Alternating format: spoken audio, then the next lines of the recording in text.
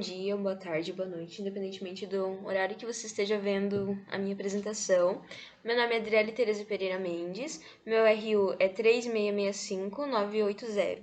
O meu polo é de São José, Santa Catarina. E hoje eu vou falar um pouco sobre a cultura surda e Libras. Falando um pouco sobre a trajetória histórica da língua de sinais no mundo. Antes de existir uma oficialização da língua de sinais, os surdos se comunicavam gesticulando, que era visto por ouvintes também como mímica, apenas sinais sem importância, e durante muito tempo foi até proibida a utilização de sinais. Na antiguidade, os surdos ora eram vistos como deuses e ora como seres diabólicos. Não era permitido casar, receber heranças ou ter acesso à educação. E além disso, na antiguidade, na Grécia Antiga, por exemplo, eles eram considerados deuses porque eles acreditavam que eles nasciam com uma capacidade muito comparável também com os faraós, no caso, né? Muito parecido com os faraós. Então, mas no caso, em outras regiões, eles também eram considerados como seres inferiores que não eram capazes de receber educação, de aprender alguma coisa. Foi algo que foi modificado durante o tempo. Foi o francês Charles Michel, na metade do século XVIII, que desenvolveu um sistema de sinais para alfabetizar crianças surdas, que também serve de base para o método usado até hoje. Charles também fundou em 1755 a primeira escola para surdos, ensinando o alfabeto a seus alunos com gestos manuais, descrevendo letra por letra. Esse método foi aperfeiçoado ao longo dos séculos nos vários países onde foi adotado. Inclusive a língua portuguesa, né? A língua portuguesa não, a língua brasileira de sinais, Libras, atualmente, grande parte dela também tem inspiração da língua francesa, que a gente vai ver posteriormente. Trajetória histórica. A língua brasileira de sinais, Libras no caso. No Brasil, a língua de sinais passou a ser conhecida por meio do professor surdo Eduard Huth, que com a ajuda de Dom Pedro II conseguiu inaugurar em 26 de setembro de 1957 o Instituto de Surdos Mudos, hoje denominado como Instituto Nacional de Educação de Surdos. Lembrando que esses surdos mudos é uma denominação errada atualmente, porque antigamente eles pensavam que o surdo ele não tinha capacidade de falar, de se comunicar. Mas na verdade, atualmente, tem maneiras de técnicas de oralização que o surdo ele consegue falar também. Então, o surdo ele não é necessariamente mudo, por isso que essa denominação é errada. A Libras foi criada pelo Instituto Nacional de Educação, INES, a partir de uma mistura entre a língua francesa de sinais, como eu já disse, e de gestos utilizados pelos surdos brasileiros. Cultura surda. O que seria a cultura surda? A cultura é um conjunto de... Lembrando o que é cultura.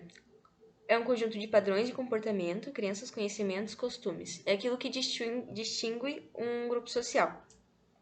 A cultura surda, basicamente, engloba pessoas que se identificam como surdas, e sua maneira de convivência é baseada na experiência visual, como determinante do comportamento. O surdo ele tem uma experiência diferente com o mundo na forma de se expressar, conhecer o mundo em sua volta, entre outros. Aí eu coloquei uma situação como exemplo. Quando uma pessoa ouvinte faz um pedido pelo celular, geralmente espera o entregador bater na porta ou apertar a campainha. Mas com o surdo seria a seguinte situação. Como ele não poderá ouvir caso o entregador bata na porta, o surdo pode utilizar recursos visuais, como a imagem que está à esquerda, como exemplo da campainha. Mas cada pessoa tem sua forma de corresponder a essas situações. Por exemplo, se o surdo tiver... Pelo menos pelos vídeos que eu vi, a moça ela tem animais de estimação. Quando eles se agitam muito e estão apontando muito para algum lugar, ela já identifica que tem alguém batendo na porta. Mas, como vocês viram, é diferente a forma como o surdo vê o mundo do que um ouvinte, porque a forma como ele reage às coisas também é um pouco diferente. E além disso, o acesso do surdo à literatura, poesia, teatro, entre outros, também é de forma visual. Então, o surdo ele tem total capacidade de aprender qualquer coisa, assim como qualquer outra pessoa.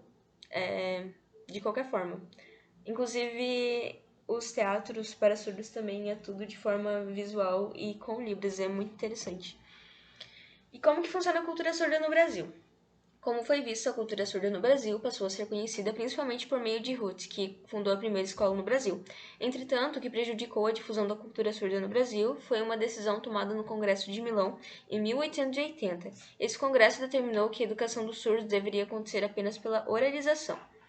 Então, Somente a partir de 1993, com algumas mudanças na legislação, que Libras passou a ser a segunda língua oficial do Brasil.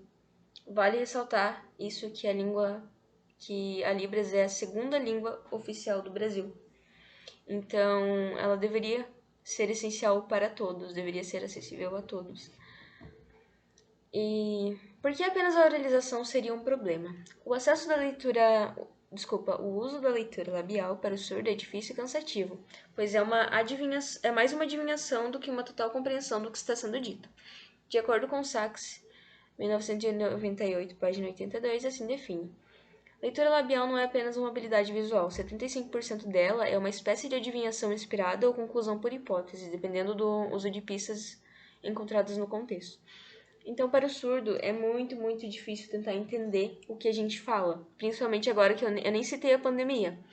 Mas imagina para um surdo como está sendo, por exemplo, ir ao mercado, sendo que a única forma que eles conseguiriam se comunicar seria por Libras, porque a gente não consegue ver a boca das outras pessoas. Então, no caso, principalmente agora, durante a pandemia, para eles deve estar sendo muito mais difícil que o normal.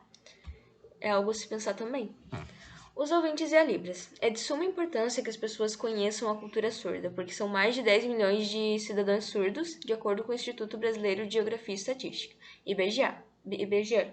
O adequado é que o maior número de pessoas esteja disposto a aprender língua de sinais, a fim de tornar mais ampla a comunicação.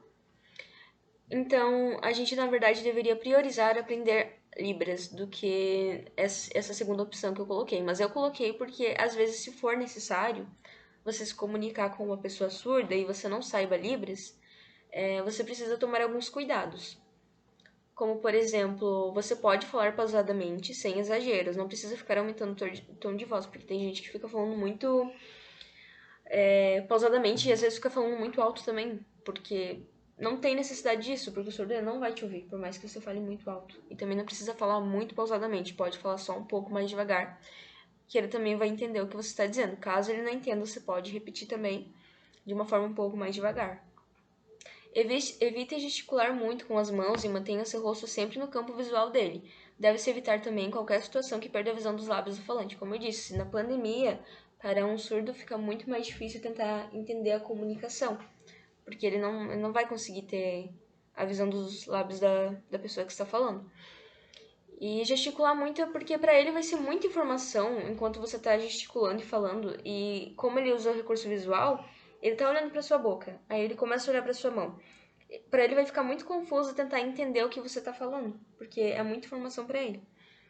Para os ouvintes, é fácil notar quando alguém está bravo ou triste, por meio do tom de voz. Os surdos não têm esse tipo de entendimento, então eles veem isso na forma como a pessoa demonstra as expressões faciais.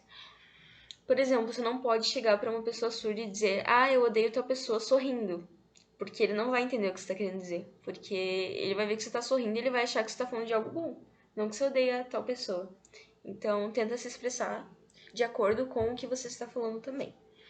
Caso o surdo não esteja olhando, tocar levemente seu ombro, apenas assinar para chamar sua atenção, para não ficar nenhum clima chato também. Capacitação de ouvintes em Libras. Como nós, né, ouvintes, podemos nos capacitar para tentar nos incluir, pelo menos para conseguir entender o básico de Libras. Mas o mais adequado é aprender de forma total, assim, não apenas o básico. Mas enfim, o HandTalk. O HandTalk é um aplicativo, ele é muito bom, eu já conheci esse aplicativo. E ele é um aplicativo que você pode baixar para o seu celular ou tablet. E ele funciona literalmente como um tradutor. E além disso, ele possui aulas ensinando sinais básicos e essenciais. O HandTalk é muito bom. E você pode baixar no seu celular, ele mostra... você pode mudar de posição o boneco também. É bem legal, ele é bem interativo também. Ensino Ponto Digital é um portal de capacitação online. Ele possui uma metodologia própria e oferece diversos cursos. Alguns deles são pagos e outros gratuitos. E entre os cursos livres, você pode fazer o curso de Libras com duração de 40 horas, mas ele não oferece certificado. Para quem procura certificado, o UniEducar ele oferece 8 modalidades de 4 a 18... de 4 horas a 280 horas do gratuito ao pago, todos com certificação eletrônica. Então, esse também é interessante para quem gosta de certificado, por exemplo, eu gosto. E aqui eu estou fazendo meu nome em Libras. Experiências em Santa Catarina bem-sucedidas com Libras. A Escola Municipal em Joinville é a primeira unidade de Santa Catarina a oferecer ensino bilíngue com português e Libras. O aprendizado é aberto para crianças surdas, ouvintes, pais e funcionários. O que eu achei muito interessante nessa escola é que todo mundo tem aulas, tipo, todo mundo tem acesso a essas aulas e todo mundo praticamente já sabe Libras, independentemente se tiver algum aluno surdo na sala ou não. Mas geralmente tem, né? Principalmente por conta da escola que ela é a primeira escola que tem ensino bilíngue de Libras em Santa Catarina. Mas o mais interessante é que na escola toda, eles têm para as pessoas praticarem. Por exemplo, se eles têm o alarme da escola. É também de forma visual, assim como aquela campanha que eu mostrei. Quando bate sinal para os ouvintes aparece uma música e para quem é surdo também consegue ver pela luz. E além disso também eles têm sinais nas portas, tipo, com como sinais de Libras que todo mundo já conhece, como aqueles ali que eu mostrei como exemplo. Então é muito interessante, eu acho que deveria ser essencial nas escolas ter esse tipo de ensino, não só por exemplo, em uma escola de Santa Catarina, acho que deveria ter mais. Libras e cultura surda. O que pode ser feito em nosso polo? No polo presencial, ter sempre no mínimo um intérprete presente, assim como foi visto também possuir recursos visuais para surdos. E que eu acho interessante é a mesma coisa que eu já disse durante toda a apresentação. É a pessoa. Quanto mais pessoas souberem Libras, melhor.